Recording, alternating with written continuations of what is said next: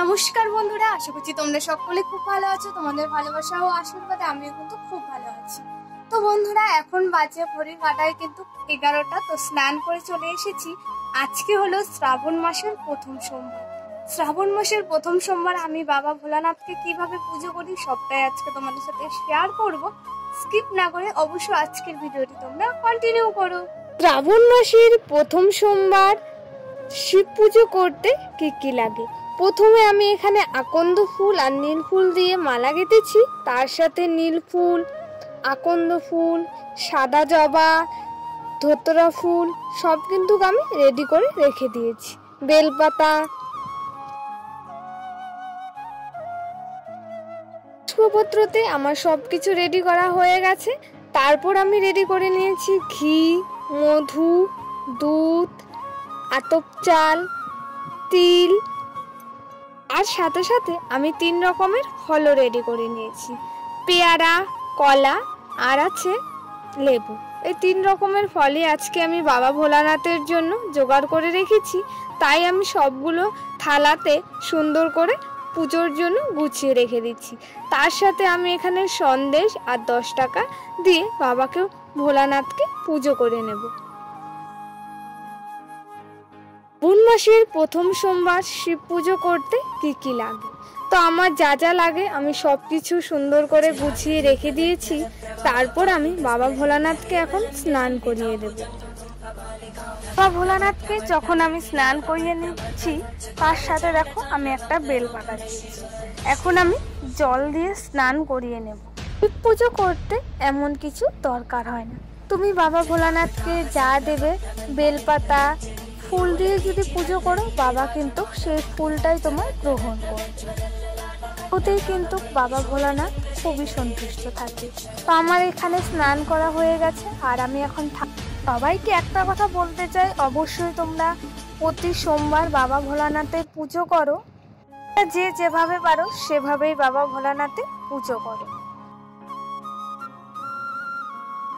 বাবা ভোলানাথকে স্নান করানো হয়ে গেছে। তারপর আমি নৈবেদ্য বানিয়ে নিচ্ছি। প্রথমে দুধ দিলাম, তারপর আমি ঘি দিচ্ছি, তারপর দেব আমি মধু, আতপ চাল আর তিল।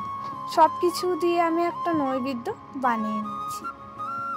বাড়িতে আমি শিব ঠাকুরের প্রতিষ্ঠান করেছি, তাই শ্রাবণ মাসের প্রথম সোমবার আমি বাবা ভোলানাথকে পুজো করে নিচ্ছি। আগের দিন কিন্তু আমি নিরামিষ খেয়ে তারপর কিন্তু আমি পুজোটা করে নিচ্ছি। আমার এখানে নৈবেদ্য বানানো হয়ে গেছে, তার সাথে আমি একটু জলও দিয়ে দিচ্ছি। এখন বাবা ভোলানাথকে আমি স্নান করিয়ে দিচ্ছি।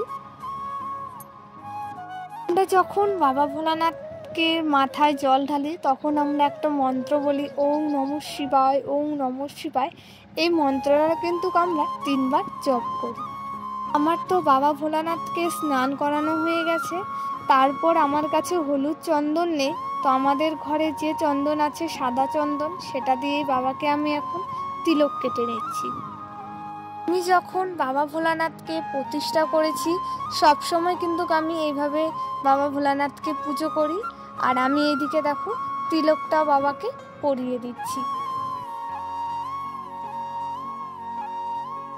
বাবা ভোলানাথকে আমি এখন জায়গায় রেখে দিচ্ছি। তো দেখো বন্ধুরা, এখানে আমি এখন পুষ্পপাত্রতে পিতলের পুষ্পপাত্র রেখে দিয়েছি। তারপর বাবার আসনে আমি বাবাকে রেখে দিলাম। তারপর ধীরে ধীরে আমি এখানে আকন্দ ফুলের মালাটাও গেঁথে নিয়েছি, সেটাও বাবাকে পরিয়ে দিচ্ছি। এখন আমি বেলপাতা, নীল ফুল সব কিন্তু আমি একে একে বাবাকে ফুল নিবেদন করে দিচ্ছি। ভোলানাথের সব থেকে প্রিয় ফুল হলো ধোতরা ফুল, আকন্দ ফুল, নীল ফুল। সব ফুল আমি জোগাড় করে রেখেছি আর এক এক করে ফুল ফল সব কিন্তু বাবাকে আমি নিবেদন করে দিচ্ছি। আমরা যখনই বাবা ভোলানাথকে পুজো করি, আতপ চাল আর তিল অবশ্যই বাবা ভোলানাথের মাথায় অর্পণ করবে। দেখবে বাড়ির সুখ সমৃদ্ধি সব কিন্তু বজায় থাকে। বাবা ভোলানাথের জন্য আমি যা যা জোগাড় করতে পেরেছি সব আমি একে একে দিয়ে দিচ্ছি। তার সাথে আমি এদিকে সন্দেশটাও দিয়ে দিলাম, তার সাথে জলও দিয়ে দিচ্ছি। তার সাথে আমি 10 টাকাও বাবা ভোলানাথকে নিবেদন করে দিচ্ছি। তো আমার কাছে পৈতে ছিল না, তাই আমি আর পৈতেটা বাবা ভোলানাথকে দিতে পারলাম না। এবার ধূপ দিয়ে বাবা ভোলানাথকে আমি আরতি করে নিচ্ছি, তাহলেই আমার পুজো প্রায় সম্পূর্ণ হয়ে যাবে। আমার পুজো প্রায় কিন্তু সম্পূর্ণ হয়ে গেছে। আমি শ্রাবণ মাসের প্রথম সোমবার বাবা ভোলানাথকে আমি যেটুকু ফল ফুল জোগাড় করতে পেরেছি সেটাই বাবাকে আমি নিবেদন করে দিয়েছি। আর তো ঘরের বাবা ভোলানাথকে পুজো করা হয়ে গেছে। বাইরে যে আমি ঠাকুরটা বসিয়েছি পাথরের, সেই পাথরের ঠাকুরটাকে আমি এখন ফুল ফল দিয়ে পুজো করে নিচ্ছি। আমার কাছে যেটুকুই ছিল আমি সেটা দিয়েই বাবা ভোলানাথকে পুজো করে নিলাম।